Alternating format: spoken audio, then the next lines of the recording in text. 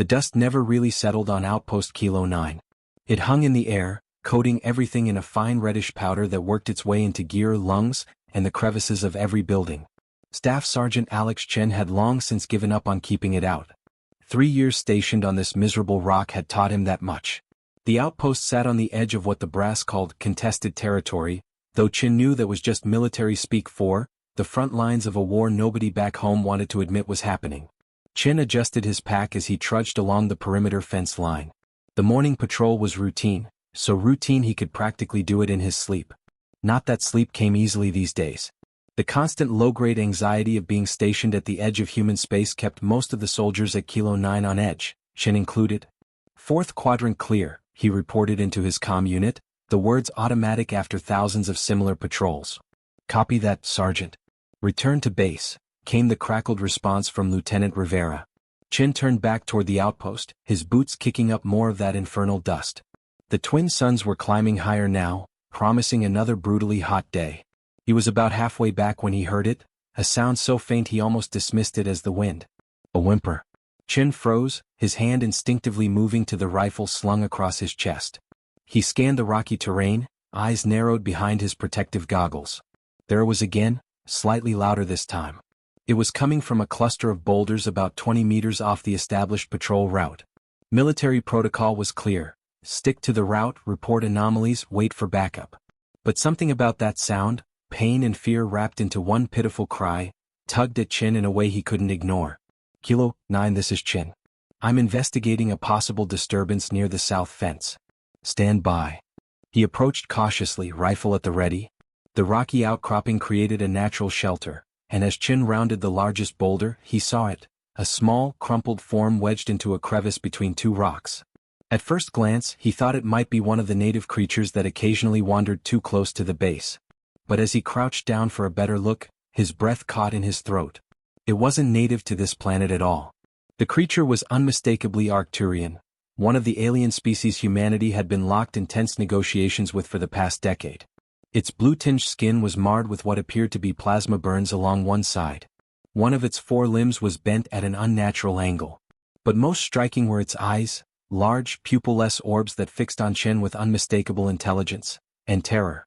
"Jesus," Chen whispered, instinctively lowering his weapon. The creature flinched at his voice, trying to push itself further into the crevice despite its injuries. Chen's mind raced. Arcturians weren't supposed to be anywhere near this sector. Their presence here would violate at least 3 interstellar treaties. And this one was clearly young, not quite a child by their standards, but definitely not a full adult either. "Kilo 9 to Chen, report status," his comm unit crackled. His finger hovered over the response button. Protocol demanded he report this immediately.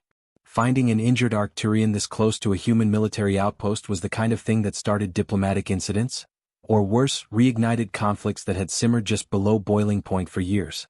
But something made him hesitate. The creature was clearly wounded, abandoned, and terrified. It posed no threat to him or the base in its current state. Chen to Kilo 9. Just some local wildlife. Nothing to report. Heading back now.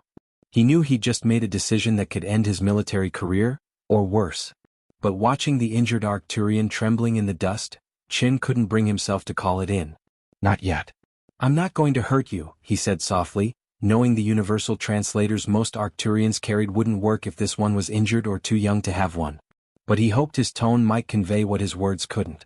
Slowly, carefully, he removed his canteen from his belt and placed it on the ground between them. The creature's eyes followed his movements with wary intensity. "Water," Chen said, mimicking drinking. "It's safe." For several long moments neither of them moved. Then, with painful slowness, the Arcturian extended a trembling limb toward the canteen. That was the moment Chen's life changed forever, though he wouldn't understand the full implications until much later. As he watched the injured alien cautiously accept his offering, 1,000 questions raced through his mind. How had it gotten here? Where were its people? And most importantly, what the hell was he going to do with it now? The creature drank desperately, water spilling down its chin. When it finished, it looked at Chen with an expression he couldn't quite read on its alien features, but which struck him as a mix of gratitude and lingering fear. "I can't just leave you here," Chen murmured, more to himself than to the Arcturian. The decision he was contemplating was beyond reckless. Bringing an unauthorized alien, especially an Arcturian, onto a human military base violated every regulation in the book. It could be court-martial worthy. It could be treason. It could also be the right thing to do. Chen glanced back toward the outpost, barely visible through the dust-filled air. His squad would be expecting him soon. Lieutenant Rivera wasn't the type to tolerate unexplained delays. The Arcturian made that whimpering sound again, and Chen noticed fresh blue-tinted fluid, blood, he presumed, seeping from one of its wounds. Okay, he decided, slipping off his pack. Let's get you patched up enough to move. As he pulled out his emergency med kit, Chen's mind was already racing ahead to how he might smuggle the alien into the base. There was an old storage shed on the east side that nobody used anymore. A remnant from when Kilo 9 had been a larger operation. It might work as a temporary hiding place. His comm unit crackled again. Chen, what's your status? You should have been back by now. Chen looked at the injured Arcturian, who stared back with those enormous, frightened eyes. In that moment he knew his life would never be the same. Whatever consequences came from this decision, he would face them. Sorry, Kilo 9, he replied. Got a bit turned around in the dust.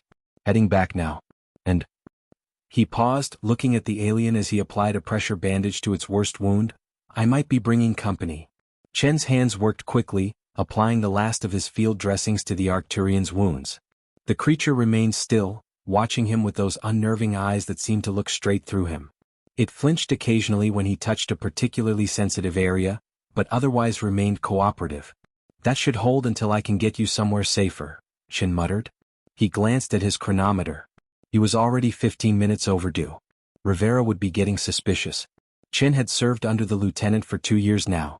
Rivera was a good officer, fair, competent, and protective of his soldiers. But he was also a stickler for regulations and fiercely loyal to the coalition military's chain of command. Chen couldn't imagine a scenario where Rivera would approve of harboring an injured Arcturian. Not with the current political climate. Just last month, Coalition News had broadcast footage of what they claimed was an Arcturian attack on a civilian research station in the Procyon system. The death toll had been catastrophic. The Arcturian Collective had denied responsibility, claiming the footage was fabricated, but the damage to already strained relations had been done. Tensions throughout Coalition space were at their highest point since the Proxima incident 8 years ago. And here Chen was bandaging up one of them. The Arcturian made a soft chirping sound, bringing Chen back to the present. It had managed to sit up slightly, its less injured arm reaching toward Chen's pack. Hungry? Chen asked, pulling out a ration bar. He unwrapped it and offered a piece. The creature sniffed cautiously before taking it with slender, three-fingered hands. After a tentative nibble, it quickly devoured the rest. Chen broke off another piece, watching as the alien ate. Up close, the differences between their species were stark. The Arcturian's four-jointed limbs moved with an unsettling fluidity. Its facial features were arranged in proportions just different enough from human to trigger that instinctive unease humans felt toward the almost but not quite familiar. Military briefings had called it the uncanny valley response, and warned soldiers to expect it when encountering non-human sentience. What the briefings hadn't prepared Chen for was the unmistakable emotions he could read in those alien features. Pain, fear, and now, perhaps, a cautious hope.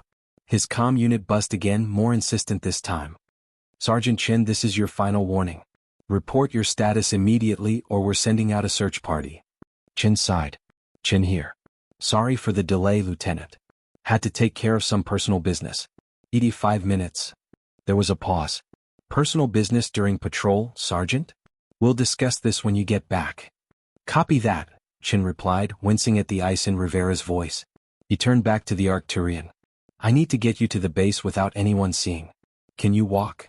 The creature struggled to stand, using the rock wall for support. It managed to get upright but swayed dangerously, its injured leg barely taking weight. That's not going to work, Chen muttered. After a moment's hesitation, he made a decision. I'm going to have to carry you. He shrugged off his outer jacket and carefully wrapped it around the Arcturian, creating a makeshift bundle that might, at a distance, look like equipment he was transporting. The alien was surprisingly light, maybe 40 kilos, making it feasible for Chen to carry it under one arm while keeping his other hand free for his weapon if needed. Stay quiet and still, he instructed, not knowing how much the creature understood. I'm going to help you, but no one else can know you're here. Not yet. As Chen approached the perimeter fence, he mentally ran through his options. The main gate was out of the question, too many eyes. But there was a section on the eastern side, near the old storage facilities, where the fence had been damaged during the last dust storm. Maintenance was perpetually backlogged at Kilo 9, and non-critical repairs like a section of fence facing nothing but barren rock formations were low priority. Chen had reported the damage weeks ago. Now he was grateful for the military bureaucracy that had delayed its repair. He circled wide, keeping to natural depressions in the terrain where possible. The twin suns beat down mercilessly, and sweat poured down his face as he carried his alien burden. The creature remained perfectly still in his arms, seemingly understanding the need for stealth. As they approached the compromised section of fence, Chen paused behind a large boulder, checking for patrols. This far from the main gate, security was typically minimal during daylight hours. The inhospitable terrain and lack of cover made approaching the base undetected nearly impossible. Nearly impossible, but not completely. When he was certain the area was clear, Chen quickly crossed the final stretch of open ground and slipped through the gap in the fence. The Arcturian made a soft sound as they squeezed through, probably from pain as its injuries were jostled. "Just a little further," Chen whispered. The Eastern Storage Complex was a cluster of prefab buildings from the early days of the outpost, when Kilo 9 had been established as a major supply depot. Now that the front lines had moved further out, most of these buildings stood empty or were used for overflow storage of non-essential supplies. Chen made his way to Building E7, the furthest from the main compound. He'd been inside once before, looking for spare parts for the base's water recycler. The building was mostly empty except for outdated communications equipment and miscellaneous hardware deemed not worth the cost of transport back to more active bases. The door was secured with a standard coalition padlock. Chen carefully set the Arcturian down and keyed in his access code, hoping it would work. To his relief, the lock clicked open. The base hadn't bothered to update security protocols for these abandoned structures. Inside, the air was stale but cooler than outside. Dust motes danced in the shafts of light streaming through the high windows. Chen quickly surveyed the space, spotting a small office area in the back corner that would provide additional concealment. He carried the Arcturian inside and gently set it down on a dusty desk. The creature was looking worse. Its breathing had become more labored during their journey, and the blue blood was starting to seep through one of the bandages. "I'll need to get proper medical supplies," Chen said, more to himself than to his alien charge. "Food, water, and something better than field dressings for those wounds." The Arcturian watched him, then raised a three-fingered hand to its chest. It tapped twice, then pointed to Chen. "Yes, I'm going to help you," Chen said. "But I need to report in first or they'll send people looking for me. And that would be bad for both of us." He arranged some empty crates to create a makeshift nest where the Arcturian could rest out of sight from the door or windows. After helping the creature settle in, he placed his canteen within easy reach. "I'll be back as soon as I can. Stay here. Stay quiet." As Chen turned to leave, the Arcturian made a soft trilling sound. It again tapped its chest twice with its hand. "Is that your name?" Chen asked. "Or a thank you?" The creature just repeated the gesture, this time reaching out to lightly tap Chen's chest twice as well. "I'll take that as a thank you," Chen said with a small smile. "And you're welcome, though I might be insane for doing this." As he secured the storage building and headed toward the main compound, Chen's mind raced. He had no idea what he was going to tell Rivera about his delayed return. No idea how he was going to smuggle medical supplies out of the infirmary. No idea what he would do with an injured Arcturian in the long term. And most troubling of all, no idea how a young Arcturian had ended up wounded and alone so deep in coalition territory, so far from its own kind. The implications were disturbing to say the least. The next 3 days passed in a blur of close calls and mounting anxiety. Chen had managed to explain away his delayed patrol return with a story about investigating unusual tracks in the dust. Not entirely a lie. Lieutenant Rivera had been suspicious but ultimately accepted the explanation with nothing more than a warning about proper protocols. Chen established a routine. He volunteered for extra perimeter checks that took him near Building E7, smuggling supplies to the Arcturian during each visit. Food from his own rations. Medical supplies pilfered one item at a time from the infirmary. An old datapad from the communications center that nobody would miss. The Arcturian was healing, slowly but steadily. Its wounds were closing, the blue tinge returning to its ashen skin. And more surprisingly, communication was becoming easier. The creature was intelligent, frighteningly so. It had figured out basic English words within a day, pointing at objects and mimicking Chen's pronunciation. By the third day it could form simple sentences. "Safe, here?" it had asked that morning, those large eyes fixed on Chen with unmistakable worry. "For now," Chin had replied, not wanting to lie. But we need to figure out what happened to you. How you got here. The Arcturian, who had indicated through a combination of gestures and broken English that her name was something like Eliera, had simply shaken her head, a very human gesture she must have picked up from Chen. Not, remember, she said, tapping the side of her head where a nasty gash had been slowly healing. Ship, falling. Fire. Running. That matched Chen's theory. Some kind of crash, maybe a small scout vessel. But it didn't explain why an Arcturian ship would be in this sector in the first place, or why a young female would be aboard. On the morning of the fourth day, everything started to unravel. Chen was heading toward the mess hall when Specialist Park fell into step beside him. Park worked in communications and had always been friendly with Chen, though they weren't close. "Hey, Sergeant," Park said, his voice casual but his eyes darting around to check if anyone was within earshot.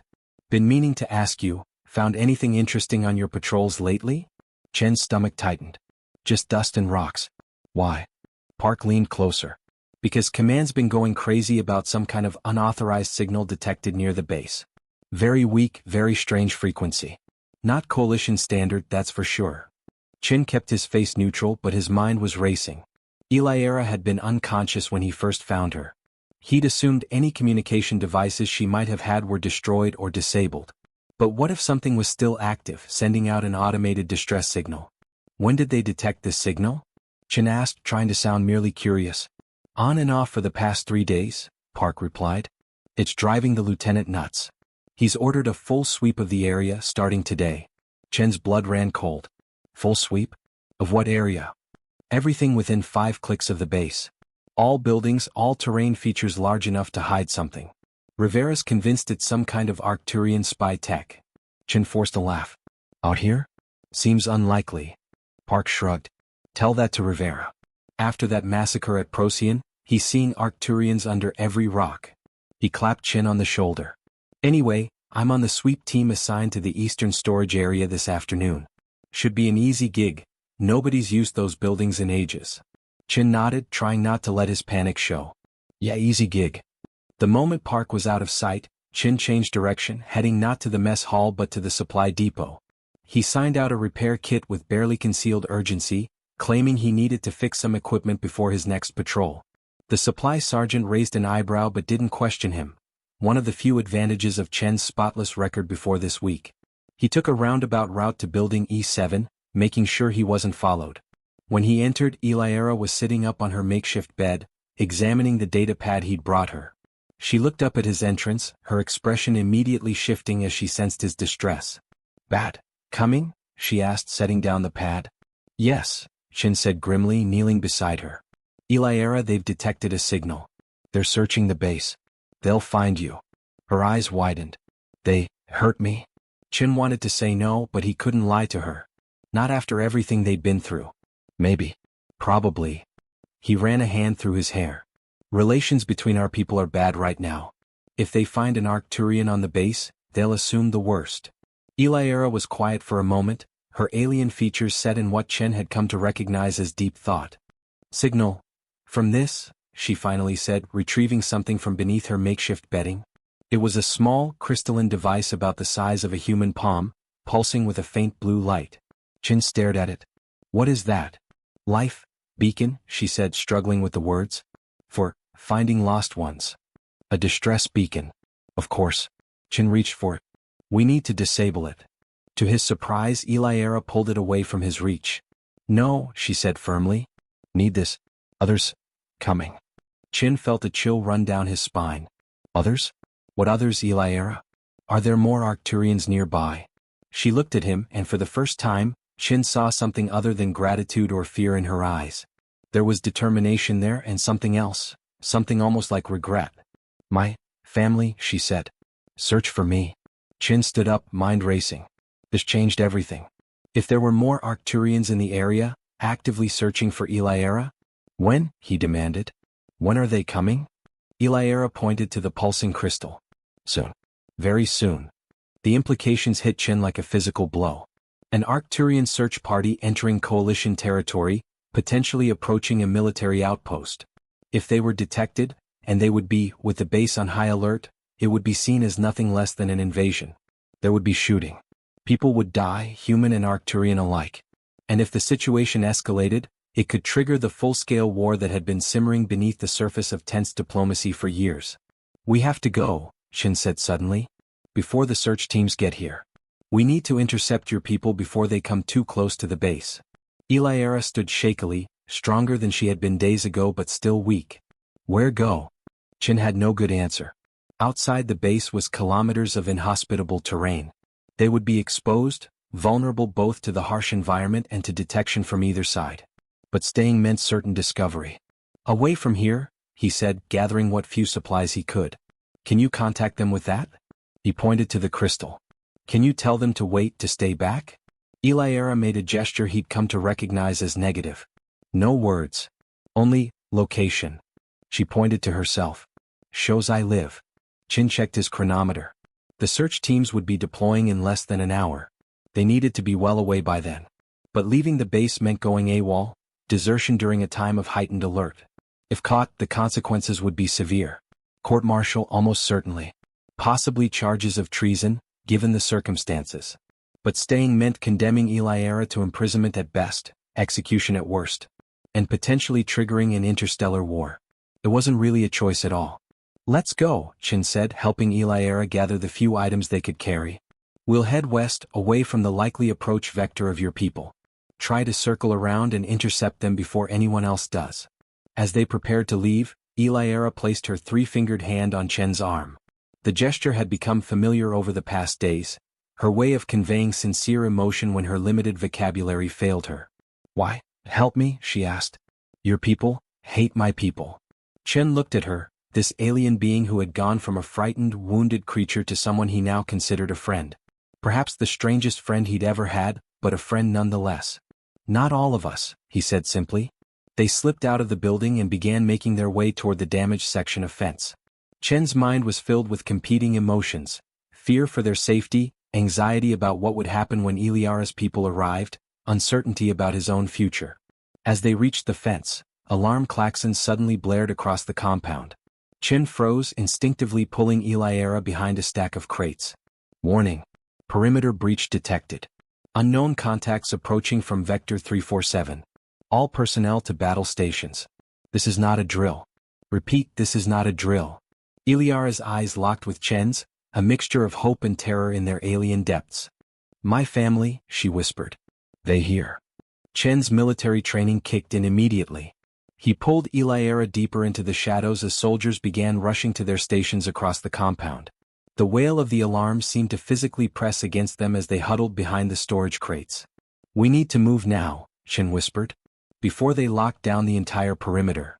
Eliara's eyes were fixed on the distant fence line, her body trembling slightly.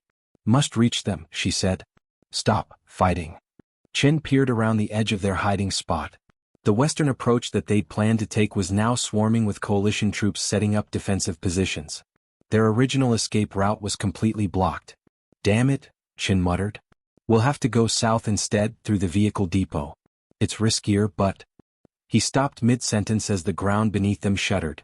A low, vibrating hum filled the air, building in intensity until Chen's teeth rattled. It wasn't coming from the coalition alarm system. This was something else entirely. "What the hell is that?" he asked, looking at Eliara.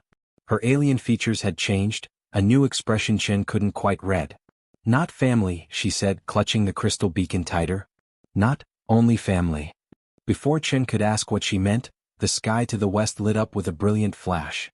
The sound reached them seconds later, a thunderous boom that shook the very air. Chen instinctively threw himself over Eliara as debris rained down around them. When he looked up again, a plume of dust and smoke was rising from what had been the Western Guard Tower. Through the base's PA system, Lieutenant Rivera's voice cut through the chaos. "All personnel, we are under attack by Arcturian forces. Heavy weapons detected. This is not a scouting party. Repeat, this is a coordinated attack. All non-combat personnel evacuate to bunker level 3. Combat teams to designated defense positions."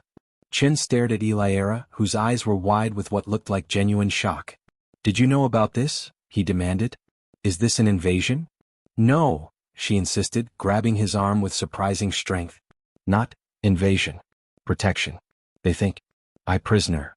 Another explosion rocked the base, closer this time. The chaos around them was intensifying as soldiers scrambled to defensive positions and support staff ran for the bunkers. "They're going to kill everyone here," Shin said, the realization hitting him like a physical blow. "And when coalition reinforcements arrive, they'll obliterate your people. This could start a full-scale war." Iliara's eyes suddenly focused on something over Chen's shoulder. Her expression shifted to one of alarm. "Chen, behind you." He whirled around to find Specialist Park standing there, rifle raised and aimed directly at Iliara. Park's face was a mask of shock and rage. "I knew something was off with you these past few days," Park said, his voice shaking slightly. "But this? Harboring an Arcturian spy while they attack our base? That's high treason, Sergeant." Chin slowly raised his hands. "She's not a spy, Park. She's injured. I found her abandoned in the rocks. She has nothing to do with this attack." Park's eyes flicked between Chin and Iliara, his rifle never wavering. "Then why is her entire damn species trying to blow us to hell right now? Quite a coincidence, don't you think?"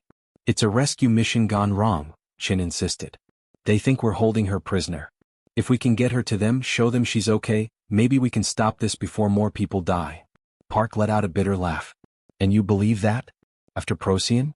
After they slaughtered those civilians?" "We don't know they did that," Chin argued, taking a careful step forward. "There's more going on here then."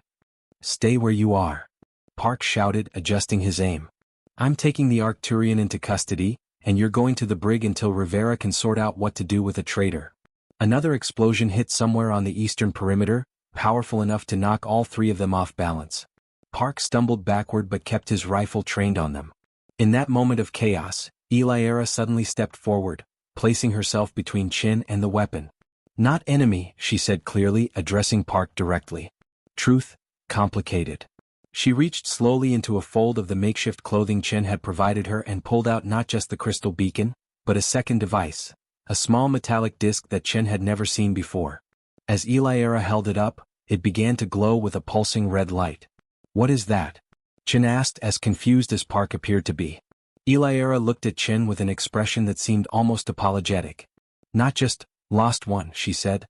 "Ambassador daughter." The word hit Chin like a physical blow. "Ambassador?" The implication spun through his mind at lightning speed. "You're saying you're the child of an Arcturian diplomat?" he asked incredulously. Iliara nodded. "Learning mission. Study humans. Ship attacked. Not accident."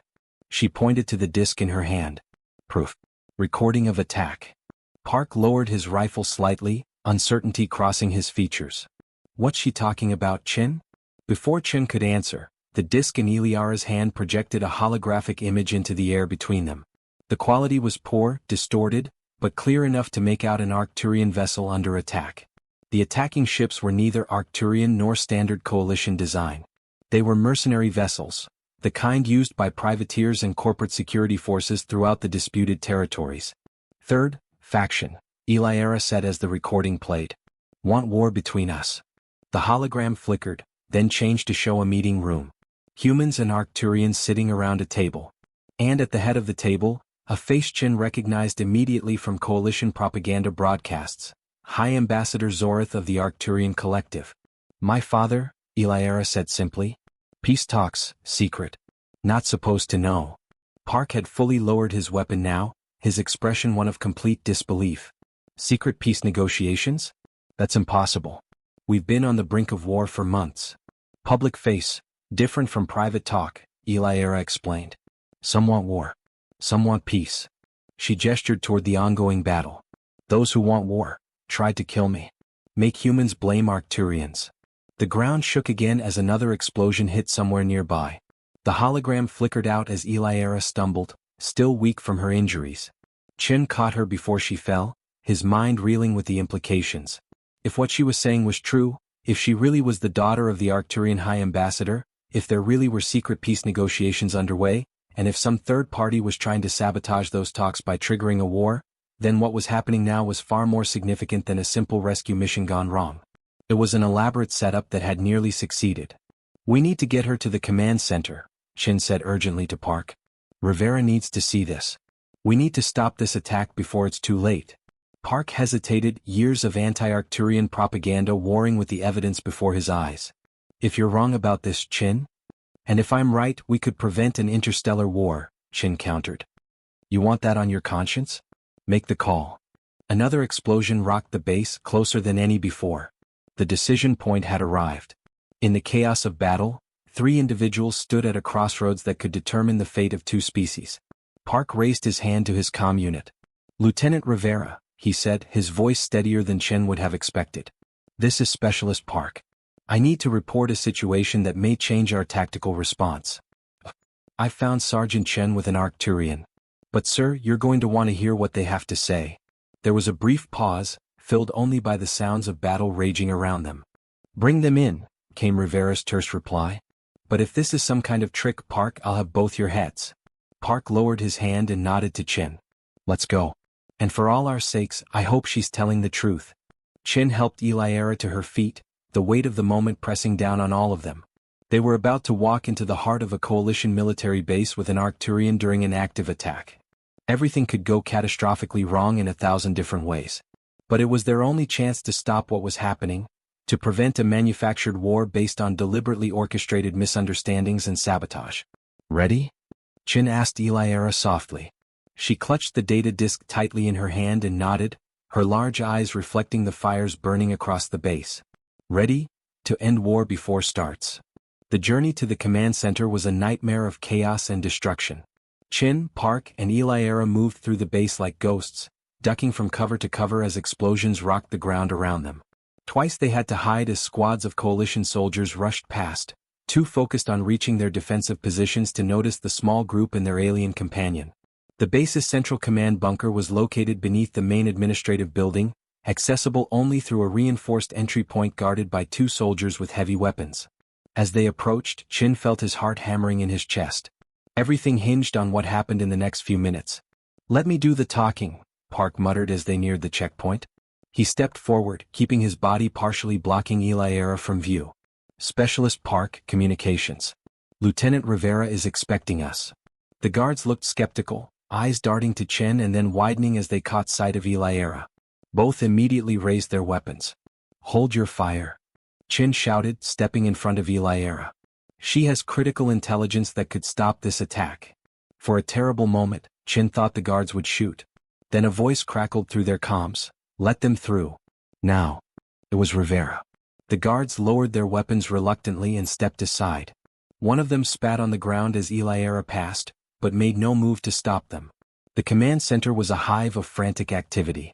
Officers shouted orders while technicians monitored communications and defense systems. Tactical displays showed the battle raging outside, red indicators flashing where Arcturian forces had breached the perimeter in 3 locations. The situation was deteriorating rapidly.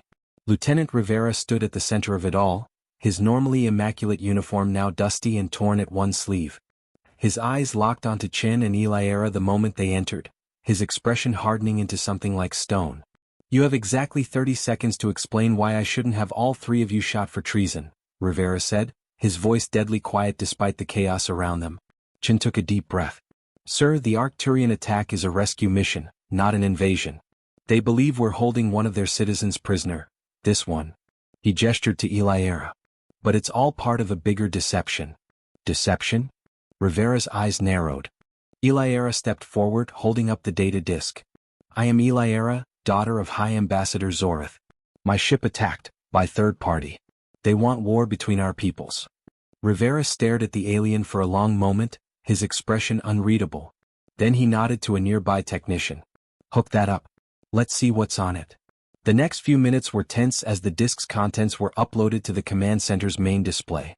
The images flickered to life on the large screen, the same recording Chen and Park had seen, but now enhanced by the base's advanced systems. The details were clearer now. Mercenary ships with identification markings hastily obscured, attacking an unarmed diplomatic vessel. The meeting room with human and Arcturian officials engaged in discussions. Documents being signed. These talks have been ongoing for 6 months, Eliara explained, her English noticeably improving with each passing hour. Peace treaty almost complete. Some corporations profit from conflict. They want war to continue. Rivera watched the footage, his tactical mind obviously processing the implications. The Procyon massacre, he said suddenly. Was that fabricated too? Eliara nodded grimly. Same group. Make humans hate Arcturians. A massive explosion shook the bunker, causing lights to flicker. A technician called out, "Sir, they've breached the western quadrant. Arcturian forces approaching the main complex." Rivera's jaw tightened as he made his decision. Open a direct communication channel to the Arcturian forces. Now. "Sir," a communications officer protested. "Protocols require authorization from command before." "Do it," Rivera snapped. "Or we're all going to die here today." The officer hesitated only a moment before complying. A hissing sound filled the command center as the channel opened. "Arcturian forces, this is Lieutenant Daniel Rivera of Coalition Outpost Kilo 9. We have your missing citizen. I repeat, we have Eliara, daughter of Ambassador Zorith. She is unharmed and under our protection. Cease fire immediately." Silence followed. Then a burst of static. "Human facility," came a deep, resonant voice speaking accented but clear English. "This could be deception. Provide proof of life." Rivera looked to Eliara, who stepped forward without hesitation. "Commander Thrall, this is Eliara. Stand down your forces. I was not captured by humans. I was rescued by one." She glanced at Chen with an expression that transcended species differences, pure gratitude. "The Coalition soldiers know nothing of the attack on my ship. They are not our enemy." Another tense silence followed. Voice pattern confirmed, the Arcturian commander finally responded. "Holding position. No further advance." A collective exhale swept through the command center. Rivera immediately turned to the tactical officer. "Order our forces to cease fire. Defensive positions only." "Sir," the officer acknowledged, relaying the orders. Rivera turned back to the communication system. "Commander Thrall, I propose we meet to discuss the situation. Your forces remain in position, mine remain in position. No one needs to die today." "Acceptable," came the Arcturian's response. "I will approach with 2 guards only." As arrangements were being made for the meeting, Chin found himself pulled aside by Rivera. "You took an enormous risk, Sergeant," the lieutenant said quietly. "You violated regulations, harbored a foreign entity on a coalition base, and could have been court-martialed for treason." Chin straightened his back. "Yes, sir. I understand the consequences." To his surprise, Rivera's stern expression softened slightly. "You also potentially prevented an interstellar war and saved countless lives on both sides." He glanced at Eliara, who was communicating with the Arcturian commander. "Sometimes the regulations don't account for exceptional circumstances." "What happens now, sir?" Chen asked. "Now?" Rivera sighed. "Now we deal with the real enemy." 20 minutes later, Chin found himself in the surreal position of standing guard as Lieutenant Rivera and Commander Thrall, a towering Arcturian with intricate markings across his blue-tinged skin, reviewed Eliara's evidence together. "These markings," Thrall said, pointing to a freeze frame of one of the attacking ships. "Blackridge Security Corporation. They provide security services for mining operations in disputed territories." Rivera nodded grimly. "And who profits most if those territories remain disputed rather than being settled by a peace treaty?" "The same corporations that extract resources without oversight during conflicts," Thrall replied. "War is profitable for some." As the 2 military leaders continued their discussion, Eliara approached Chin. "You saved more than me," she said quietly. "You saved chance for peace." Chin smiled tiredly. "I just helped an injured person. Seemed like the right thing to do." Eliara tilted her head, studying him. "My father will want to thank you personally." Chin blinked, the implication sinking in. "I'm not sure Coalition Command would approve of a sergeant meeting with the Arcturian High Ambassador." "Perhaps they need not know everything," came Rivera's voice as he rejoined them. "Sergeant Chin, I'm assigning you as security liaison for our diplomatic guest during her recovery. That should provide sufficient cover for whatever meetings might be necessary." Chin saluted, struggling to keep his surprise from showing. "Yes, sir." "Thank you, sir." As the arrangements continued, a communications officer suddenly called out, "Sir. Urgent transmission from Coalition Command. General Hargrove is demanding an update on the Arcturian attack." Rivera exchanged a look with Commander Thrall. "This is where it gets complicated," he muttered. "Put the general through." The main screen flickered to life, revealing the stern face of General William Hargrove, Coalition Force Commander for the sector. "Lieutenant Rivera," Hargrove barked without preamble. "I'm receiving reports of an Arcturian attack on your position. Status report now." Rivera stepped forward. Sir, the situation has been contained. We've established communication with the Arcturian forces and... Communication. Hargrove interrupted, his face darkening. What the hell are you talking about, Rivera? Coalition protocol is clear. All Arcturian incursions are to be repelled with maximum force. Sir, with respect, we've discovered evidence that... Lieutenant, Hargrove cut him off again, I'm looking at your personnel file right now. Exemplary record, recommended for promotion. Don't throw that away by violating direct orders. Chin felt a chill run down his spine as he watched the exchange. Something in Hargrove's tone wasn't right. Iliera must have sensed it too. She moved closer to Chen, whispering, "Look at his uniform insignia." Chin focused on the general's collar. There, partially obscured but visible, was a small pin bearing a stylized logo, a black ridge with 3 stars above it. Blackridge Security Corporation. The same corporation whose ships had attacked Iliara's vessel. The real enemy wasn't just rogue corporations trying to sabotage peace for profit. The conspiracy reached into the highest levels of coalition military command. Chin caught Rivera's eye and subtly pointed to his own collar, then to the screen. Rivera's eyes widened fractionally as he made the connection. Without breaking his professional demeanor, the lieutenant nodded almost imperceptibly. "General Hargrove," Rivera said smoothly, "I believe you'll want to see the full tactical situation before issuing further orders. Permission to transmit secure visual feed." "Make it quick, Lieutenant," Hargrove snapped. Rivera nodded to the communications officer, who wasn't sending a tactical feed at all, but rather the enhanced footage from Iliara's data disk, the evidence of Blackridge's involvement in attempting to trigger a war. As the transmission began, Chin watched Hargrove's face. The moment the general realized what he was seeing, his expression changed from irritation to shock, then cold fury. "This transmission is terminated," Hargrove said flatly. "Lieutenant Rivera, you are relieved of command effective immediately. Maintain position and await arrival of..." The screen went black as Rivera cut the connection. "I believe," the lieutenant said dryly to the silent command center, "we may have just made an extremely powerful enemy." Commander Thrall stepped forward. "Then perhaps it is time our peoples found common ground against a shared threat." Chun looked from the blank screen to Iliera, then to the unlikely alliance forming before his eyes, human and Arcturian, soldier and diplomat, all brought together because he had once stopped to help a wounded alien instead of following protocol. Sometimes, Chin thought, the most human choice was the one that ignored humanity's worst instincts. 3 weeks later, Chin stood in an unfamiliar uniform at the edge of a garden unlike anything he'd ever seen before. The Arcturian embassy on Proxima Station wasn't technically Arcturian soil, but it might as well have been. The architecture curved in ways that seemed to defy physics, and the vegetation glowed with subtle bioluminescence as the station's day cycle dimmed to simulate evening. So much had changed since that fateful day at Outpost Kilo 9. The immediate aftermath had been a blur of secure transmissions, emergency protocols, and hurried evacuations. Rivera had made the bold decision to abandon the outpost, correctly suspecting that Hargrove would send forces to contain the situation, a euphemism for silencing witnesses and destroying evidence. The coalition military was now in turmoil, divided between those loyal to Hargrove and his corporate backers, and those who had seen the evidence and sided with Rivera. It wasn't a civil war, not yet, but the tension was palpable across coalition space. "You appear deep in thought, Sergeant Chin," came a familiar voice behind him. Chin turned to find Iliera approaching, her movements now fluid and graceful without the hindrance of injuries. She wore ceremonial Arcturian attire, flowing fabrics and shades of blue and silver that complemented her alien features.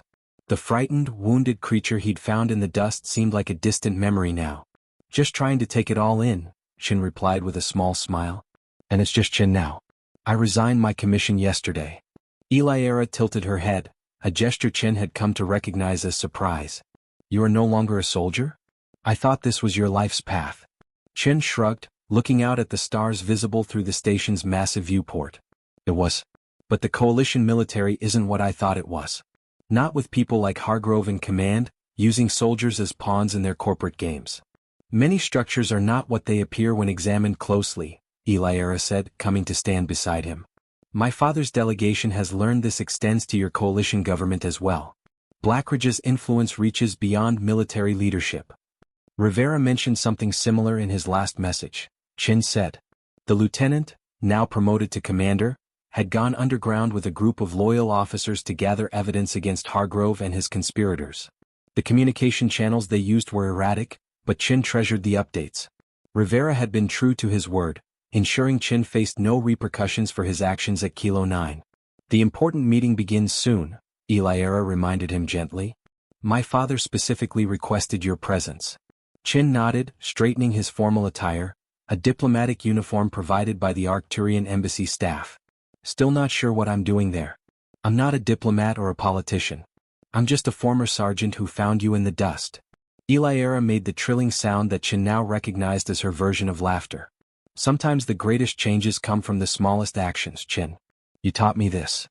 She gestured for him to follow as she led the way through the garden toward the embassy's central chamber. As they walked, Chin reflected on everything that had transpired.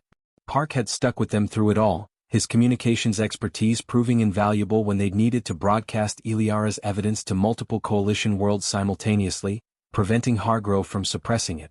The specialist was now working directly with Rivera's group, coordinating their secure network. The central chamber of the embassy was a vast circular room with a domed ceiling that seemed to capture and amplify light in ways Chen couldn't quite comprehend. Around a large round table sat the most unlikely gathering, Arcturian diplomats in their ceremonial attire, coalition officers loyal to Rivera's faction, and representatives from several independent worlds that had suffered under Blackridge's shadowy operations. At the head of the table stood High Ambassador Zorith, Eliara's father. The resemblance between them was clear now that Chin knew to look for it, the same patterns on their skin, the same expressive eyes. Zorith had personally thanked Chin for saving his daughter's life during their first meeting, an experience that had left Chin both honored and deeply uncomfortable. The human has arrived, Zorith announced as Chin entered, his resonant voice carrying easily through the chamber. Now we may begin. Chin took his assigned seat, still bewildered by his inclusion in such high-level proceedings. Eliara seated herself beside her father, now fully embracing her role as a diplomatic heir. For those who have not been fully briefed, Zorith began, we are here to discuss the formation of a joint task force to investigate and counter the influence of Blackridge Security Corporation and its affiliates across both coalition and collective territories. The meeting proceeded with detailed discussions of intelligence sharing, operational jurisdictions, and resource allocation.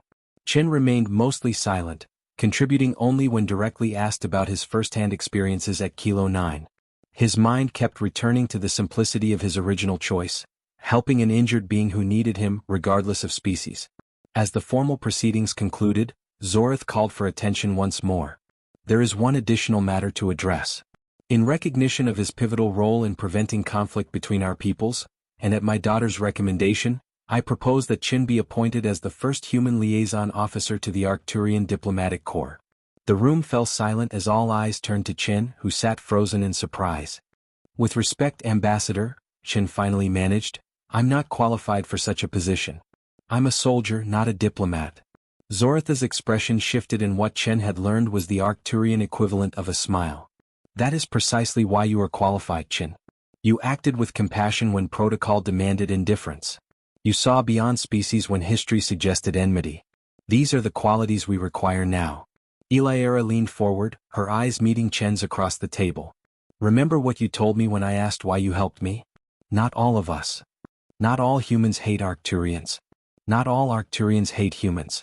But someone must build the bridge between those who seek peace on both sides. Chen looked around the table at the faces, human and alien, all watching him expectantly. He thought about Rivera and Park, still fighting the shadow war against Hargrove's faction. He thought about the soldiers at Kilo 9, many of whom had only followed orders and deserved better leadership than corporate puppets. He thought about Eliara, wounded and afraid in the dust, yet still brave enough to trust a human stranger. I accept, he said simply, though I have a lot to learn. Later, as the attendees mingled in post-meeting discussions, Chin found a quiet corner of the garden to gather his thoughts. The weight of his new role pressed on him, but not unpleasantly. It felt right, somehow, a purpose that aligned with his instincts rather than challenging them. Eliara joined him, carrying 2 glasses of what appeared to be water but shimmered with an iridescent quality. A traditional beverage from my homeworld, she explained, offering one to Chin. To celebrate new beginnings. Chin accepted the glass cautiously. Is it safe for humans? We checked your biology. It is compatible, she assured him. Then, with a hint of the mischief he'd come to recognize in her, she added, mostly. Chin laughed and took a small sip. The liquid was surprisingly pleasant, like spring water with hints of something both sweet and spicy. So, Liaison Officer Chin, Eliara said, raising her glass slightly. Are you ready to become a bridge between worlds? Chin looked out at the stars beyond the viewport. Somewhere out there, Hargrove and his Blackridge allies were still operating, using fear and conflict for profit. Somewhere out there, Rivera and his loyal officers were gathering evidence, building a resistance. And here, in this improbable garden, a human ex-soldier and an Arcturian diplomat's daughter were charting a new path forward. You know, Chin said thoughtfully, when I found you in the dust that day, I never imagined it would lead to all this. I was just doing what seemed right at the time.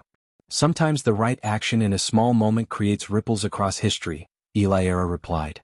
My people have a saying, the most important choices are those made when no one is watching.